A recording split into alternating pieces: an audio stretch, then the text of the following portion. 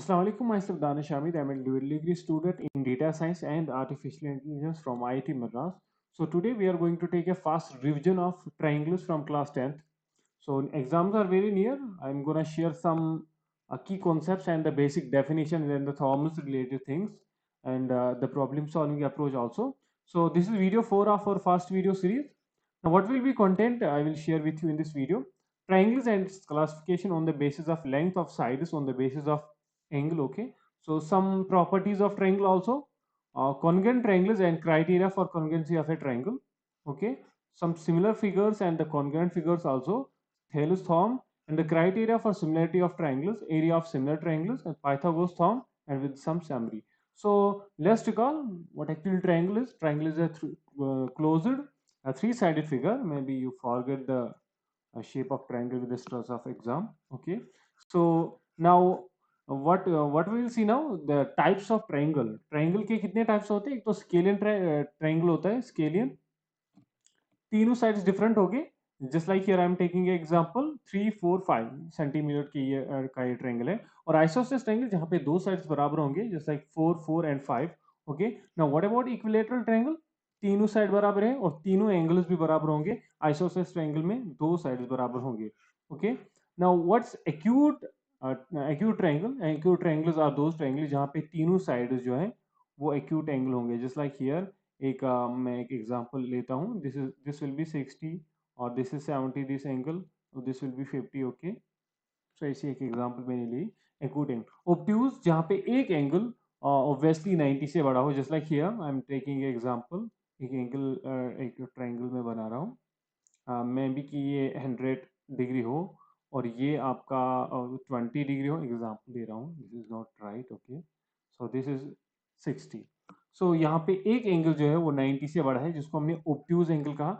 Right angle triangle जहाँ पे एक एंगल जो है 90 डिग्री बने. This a very important triangle by the वे. ये 90 डिग्री होगा और इसको हम इस टाइप से बना सकते हैं. Okay, so what about properties of triangles?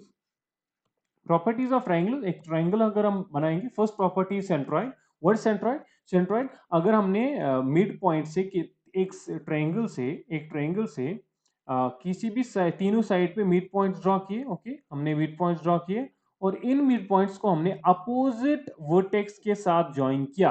यानी कि इस मिड पॉइंट को हम इस वर्टेक्स के साथ ज्वाइन करते हैं और इस मिड पॉइंट को हम इस वर्टेक्स के साथ ज्वाइन करते हैं और इस मिड पॉइंट को हम इस वर्टेक्स के साथ ज्वाइन करते हैं. जहां पे ये मिलेंगे इसको हम सेंट्रॉइड कहते हैं. Right now, ortho centre. Ortho centre थोड़ा डिफरेंट होता है. ये आपको लगता है कि दोनों सेंट्रॉइड और ऑर्थो सेंटर सेम है, बट नहीं. ऑर्थो सेंटर होता है, हम मिड पॉइंट पे तो नहीं डालते हैं, बट एक परपेंडिकुलर ड्रॉ करते हैं साइड पे. Just like this is the side of this triangle.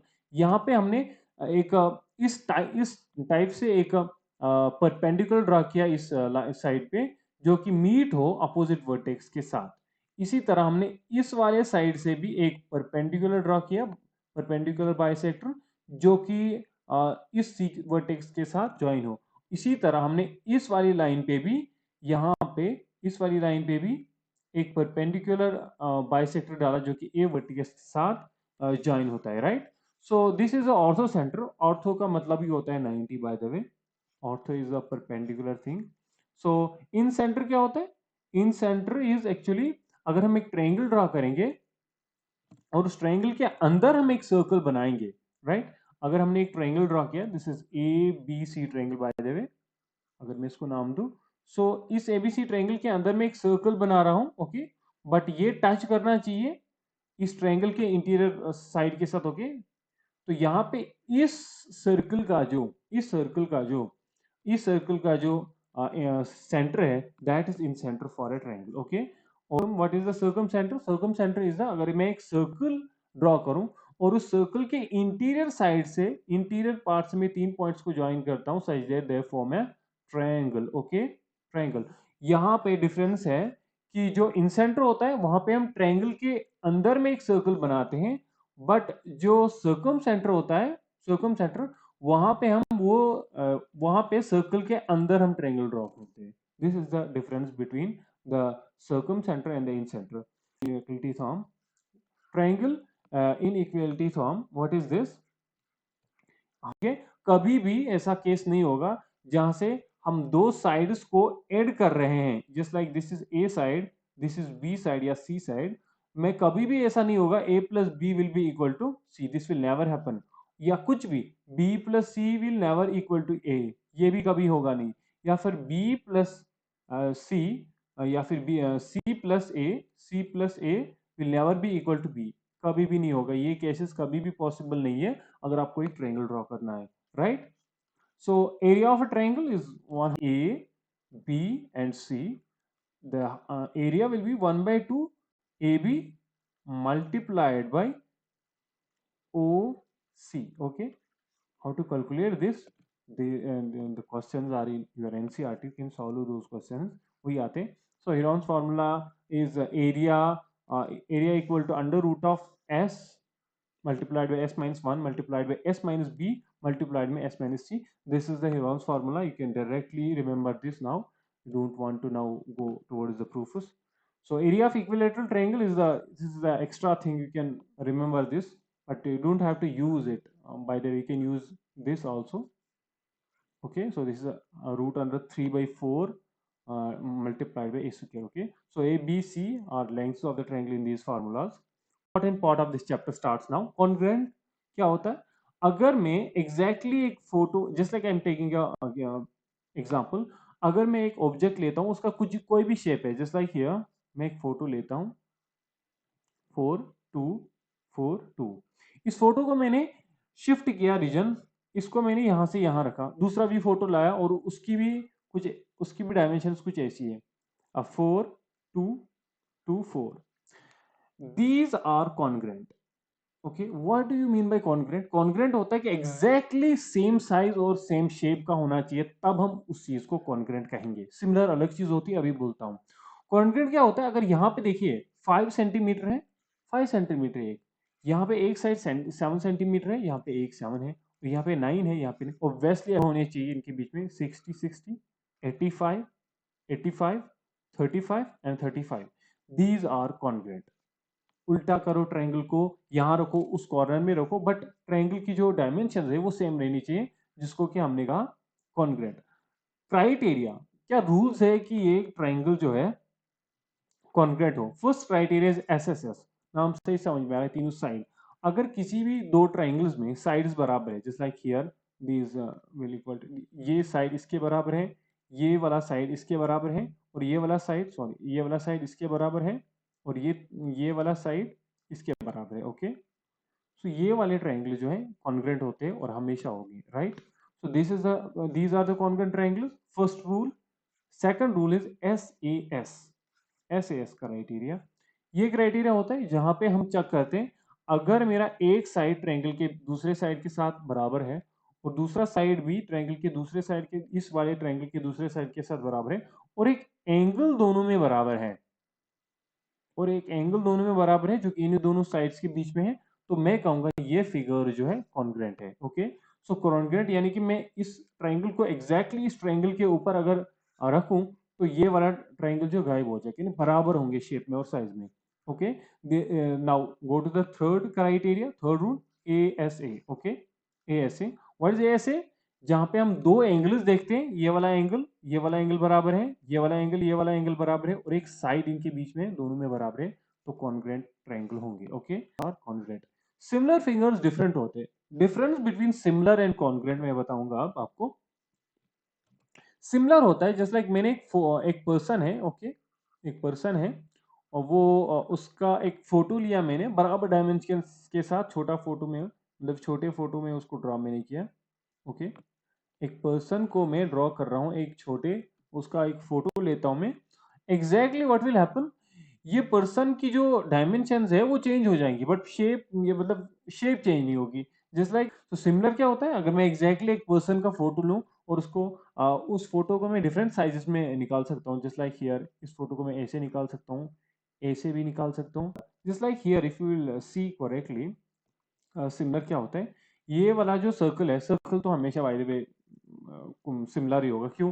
क्योंकि ठीक है ना, शेप चेंज नहीं हो रही है, साइज तो हो रहा है, रेडियस तो चेंज हो रहा है, रेडियस हर एक सर्कल का डिफरेंट है, लेकिन फिर भी सिमिलर है, ठीक है, क्योंकि शेप में चेंज नहीं आया। Okay okay, every square is similar to another square. यानी क्यों? क्योंकि एंगल्स तो चेंज नहीं हो रहे ना, एंगल फिर भी सेम ही रहता है यार, साइज चेंज हो गए, और साइज चेंज कैसे होंगे उनका भी एक क्राइटेरिया है, वो अभी बताऊंगा मैं, प्रोपोर्शनल होनी चाहिए। Now these are the similar triangles, okay, you can see. और अब रूल्स क्या है कि सिमिलर कैसे होगा? सिमिलर ट्रायंगल्स की अगर मैं बात करूं, सिमिलर ट्रायंगल्स की बात करूं, their corresponding angles are equal, angles बराबर होंगे, their corresponding sides are in same ratio और प्रोपोर्शनल। अब ये रेशियो और प्रोपोर्शनल क्या है मैं अभी आपको बताता हूं। Now, what is Thales form? Thales form is actually if you will draw a triangle, okay, if you will draw a triangle और किसी भी साइड के, just like here B and C side को मैं ले रहा हूँ, इस साइड के साथ में एक पैरेलल लाइन ड्रॉ करता हूँ जो कि इस ट्राइंगल के बीच में है, राइट, इस ट्राइंगल के बीच में पास करिए। तो थेल्स फॉर्म क्या बोलता है कि जो ये वाला पोर्शन होगी, यानी कि ए डी होगा, यानी कि ए डी की जो लेंथ होगी, अगर मैं इसको डिवाइड करता हूं इस लेंथ के साथ, वो बराबर होगा हमेशा इस लेंथ और इस लेंथ के रेशियो के साथ। या 2/4 होना चाहिए, ये बराबर होना चाहिए इस x/8 के साथ, okay. Now this x will be equal to 2/4 multiplied by 8। अब ये नहीं बोलना कैसे, तो बेसिक चीज है, x will be equal to, अब देखना बराबर होंगे, x will be equal to 2 4 the 8, okay, x will be equal to 4, wow, this is 4 1 4 2, okay, so x will be equal to 4। अब मैं यहाँ पे x की वैल्यू 4 पुट करता हूँ। अब देखना 2/4 किसके बराबर होता है, 2/4 किसके बराबर होता है, 1/2 के, देखना प्रोपोर्शनल सेम होगा। और 4/8 किसके बराबर होता है, 1/2 के ना। तो अब देखो एंड की जो प्रोपोर्शनल है, यानी कि जो रेशियोज है वो इक्वल है, वो किसकी वजह से आए, कि अगर मैं किसी भी ट्रायंगल के साइड के साथ कोई पैरेलल लाइन ड्रॉ करता हूँ through the passing through the triangle, तब क्या होगा, तब जो ये वाला पोर्शन और ये वाले पोर्शन का रेशियो जो होंगे वो सेम होंगे, जिस लाइक विल हैपन। यानी कि जो AD बाई DB होगा, AD by DB will be equal to AE by EC, okay, this is E by the way, and this is D. So this is Thales form, and I don't want to share the proof with you people because this is already in NCERT. Now we will see the criteria of similarity of triangles। क्या rules है कि triangle जो है similar है। First criteria ये है, अगर तीनों एंगल बराबर है, तीनों एंगल बराबर है, तब ये वाले ट्रायंगल जो है वो सिमिलर। दिस इज एंगल्स बराबर है किसी भी ट्रायंगल में, obviously they are also similar, they may be also similar. Why? क्योंकि क्योंकि अगर दो एंगल्स बराबर है ना, तो ये वाला एंगल तो बाय डिफॉल्ट बराबर होगा। इस बारे में सोचना क्यों? क्योंकि हिंट देता हूँ, क्योंकि sum of angles of interior angles of a triangle is 180, ठीक है। अगर दो बराबर है तो तीसरा बाय डिफॉल्ट होगा। एसएसएस क्राइटेरिया, अगर तीनों एंगल, तीनों साइड्स के का प्रोपोर्शनल बराबर हो, just like here if you will see this 3/6 will be equal to, okay, this will be equal to 5/10 will be equal to 4/8 here। मैंने ये साइड को ये साइड के साथ डिवाइड किया, इसको बराबर किया, ये साइड और इस साइड के रेशियो के साथ इसको बराबर किया, ये साइड और ये साइड के रेशियो के साथ, this will be equal to 1/2 1/2 1/2, okay, are you getting me? This is SSS criteria for the similar triangle।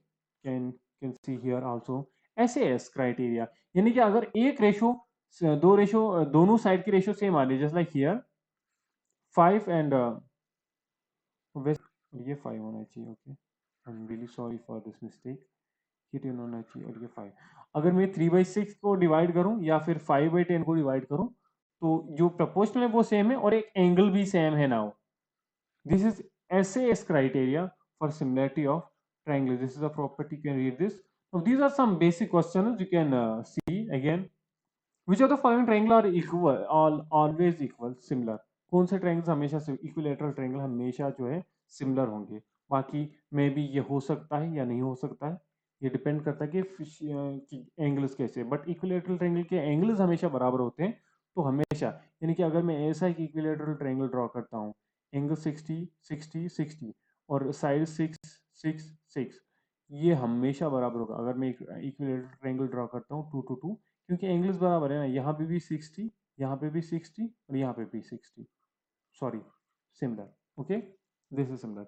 Now the sides of a triangle are 5, 6 and 10. Find the length of longest side of a similar triangle whose shortest side is 50. Again, अगर मैं एक triangle draw करता हूँ 5, 6 और 10, और ये बोल रहा है कि क्वेश्चन में वहीं से गिवन है कि ये सिमिलर है एक ट्रायंगल के, सिमिलर है एक ट्रायंगल के जिसका कि शॉर्टेस्ट साइड 15 है, 15 है शॉर्टेस्ट साइड, और ये पता नहीं ये क्या है और ये भी पता नहीं ये क्या है. ओके, सो अब बताना है हमें कि इसका find the length of longest side, यानी कि इस y की वैल्यू हमें फाइंड करनी है. मैं अगर शॉर्टेस्ट साइड को मैं अगर मैं कैलकुलेट करूं डिवाइडेड बाय इसके शॉर्टेस्ट 5 और इसके लॉन्गेस्ट y डिवाइडेड बाय इसका longest 10. Now you will see y will be equal to 15 by 5 multiplied by 15 by 5 multiplied by 10. Okay, so this is easy to calculate now. This is 5 by and 2. This is 15, 30. Okay, so now this is easy. Similar triangles are exactly the same shape and size. False. Why? Similar shape तो बराबर होती है, shape तो same होती है, लेकिन size different हो सकता है. सिमिलर है, कॉन्ग्रेट नहीं. कॉन्ग्रेट में अगर होता तो शायद ट्रू होता. ठीक है, तो यहाँ पे एक और क्वेश्चन है, अगेन वही चीज यूज करनी है, इसका और इसका रेशियो निकालना है. एक्स, और अगर मैं इसका वैल्यू एक्स रखूं एक्स बाई 8, यानी कि 4/6 को मैं बराबर कर रहा हूं एक्स बाई 8 के साथ, वैल्यू कैलकुलेट करना. ओके, यहाँ पे सेम 4/8 को मैं बराबर रख रहा हूँ, यहाँ पे y रखते हैं y/9 के साथ. ओके, तो वैल्यू आएगी वाई क्यू. फिर यहाँ पे बोल रहा है बीसी, बीसी की लेंथ चाहिए हमें. बीसी बराबर है y प्लस 9, तो y निकालना है यहाँ से, पुट करना. Again in this video I am sharing only how to solve the questions, और मेरा कोई मोटिव नहीं है क्वेश्चन दिखाना यहाँ पे, जस्ट ये स्लाइड्स में मैंने भर दिए हैं ताकि आपको एक हिंट मिले क्वेश्चंस कैसे करने हैं एग्जाम में. Okay, area of similar triangles, area of similar triangles. और एरिया ऑफ सिमिलर ट्रायंगल्स क्या होता है, जस्ट लाइक अगर मैं दो ट्रायंगल्स को लूं, दोनों के दोनों है जो कि सिमिलर है. ओके, सिमिलर ऐसे भी हो सकते हैं बाय द वे, हमेशा मैं ऐसे ही क्यों दिखा रहा हूं. ठीक है, सिमिलर है ये, just like here A B C and this is P Q R. Okay, this is P Q R, A B C and P Q are.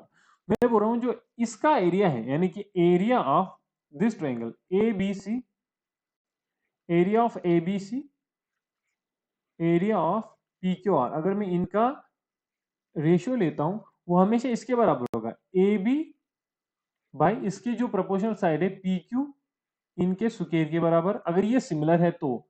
या फिर या फिर या फिर A C square by P Q square, या फिर B C by Q R square. यानी कि आपस में क्योंकि बराबर होंगे, अभी रेशियोज आपस में बराबर क्यों होंगे, according to the similarity property of similarity of two triangles. Okay, now this is कि हमने एक राइट एंगल ट्रायंगल लिया ए बी सी. ओके, और इसके साथ हमने एक परपेंडिकुलर ड्रॉ किया हाइपोटेन्यूज पे, जो कि एग्जैक्टली बी के साथ ज्वाइन कर रहा है. यहाँ पे एक और है ए बी सी सिमिलर होगा ए डी बी या फिर D B C. A B C similar होगा A D B D C. What about Pythagoras theorem. Pythagoras theorem में सबसे इंपॉर्टेंट चीज यही है, प्रूफ तो बिल्कुल भी मैं नहीं दूंगा इस वाले क्वेश्चन में. पाइथागोरस थ्योरम में होता है, अगर मैं एक ट्रायंगल को ड्रॉ कर रहा हूं, ओके, यहाँ पे एक चीज को याद रखना, और ये 90 डिग्री है, this is A B C. यहाँ पे मैं बोल रहा हूं ए सी का square will be equal to A B square plus B C square. This is 6 okay, so यहाँ पे AC जो है इसको हम हाइपोटेन्यूज कहते हैं, आप इसको ऐसे भी लिख सकते हो एस स्क्वायर. और ये जो AB है, this is altitude, you can C right A square. और जो ये BC है, ये बेस है जिसके के ऊपर ये ट्रायंगल है, सो इसको बेस कहेंगे. This is H square equal to A square plus B square. Again for the proof you can go NCERT because you have to solve NCERT by yourself. You don't have to watch the complete solution videos on the YouTube, जो कि आप बड़ी गलती कर रहे हो. So thank you, मिलते हैं अगली वीडियो में एक अगले चैप्टर के साथ. दिस अगेन मैं बोल रहा हूँ कि आपको NCERT जो है खुद से सॉल्व करनी है. This kind of videos will only revise your chapter